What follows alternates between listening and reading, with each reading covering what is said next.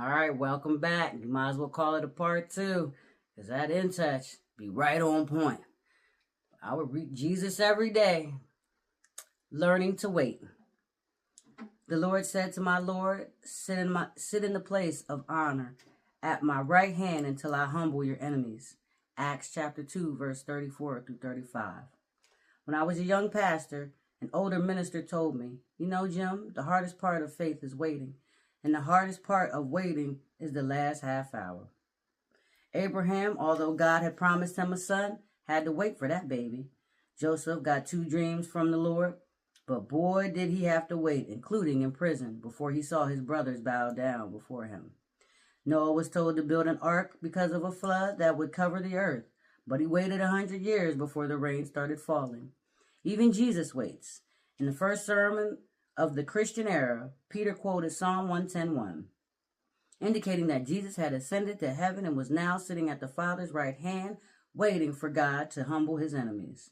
A lot of us want to walk by faith and not by sight, but when what we're trusting God for doesn't come to pass right away, we all too quickly give up.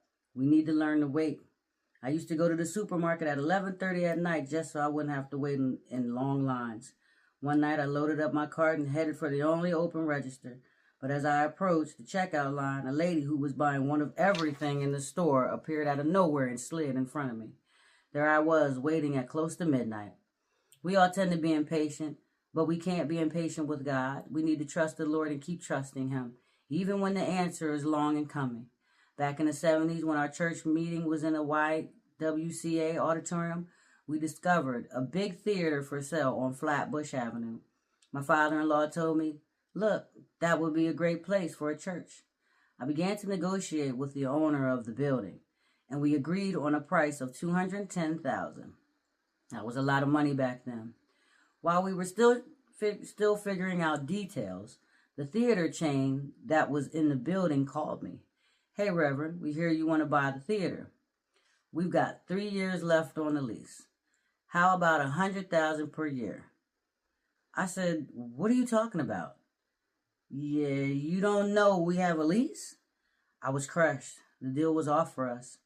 A year later, my father-in-law again saw a for sale sign in front of a building. The theater chain had been mismanaging the place. I called the owner. He said, yeah, Reverend, let's talk. We agreed on $210, right? I said, no, you let the place go totally destroyed. I'll give you $150,000 cash. Reverend, come on, let's split it.